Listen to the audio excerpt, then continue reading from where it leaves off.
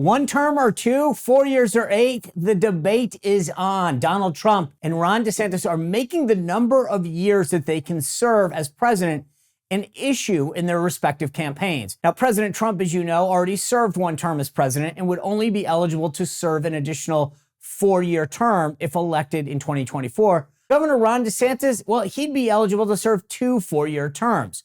I want to share with you the case that each person is making, and then I want to get your thoughts. When the Constitution was actually originally drafted, it was silent on how many terms a president could serve.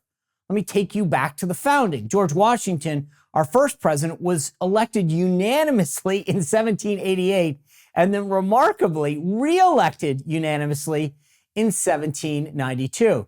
After that second term, though, he chose to retire and not seek a third term because he was concerned about the precedent it would set. Well, everyone seemed to follow Washington's precedent until 1940, when Franklin Delano Roosevelt was elected to an unprecedented third term.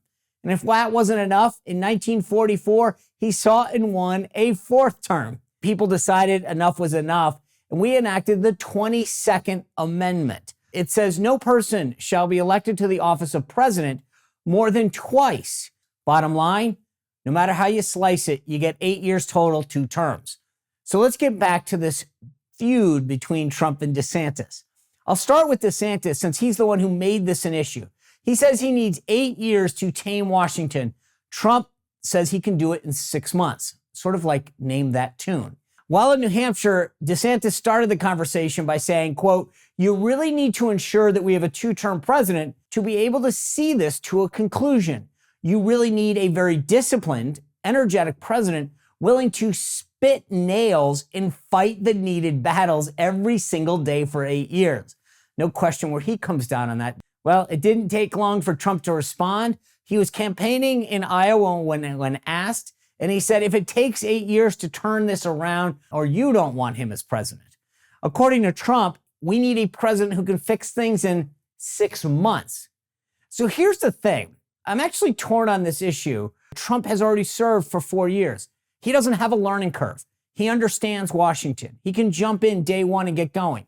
He knows where the bodies are buried. He knows the system. He knows the problem children and who is going to be committed in serving his administration to implement an America First agenda.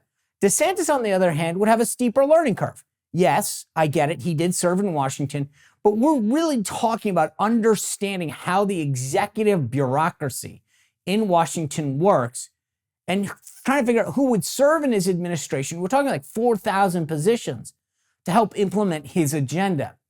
That being said, the administrative state, these longtime bureaucrats, might think that they could wait out 4 years of a Trump administration, but might be a little bit more compelled to play ball and go along if they knew that DeSantis would be around for 8 years. Regardless of the 1 or 2 term debate, though, there's a bigger issue for me.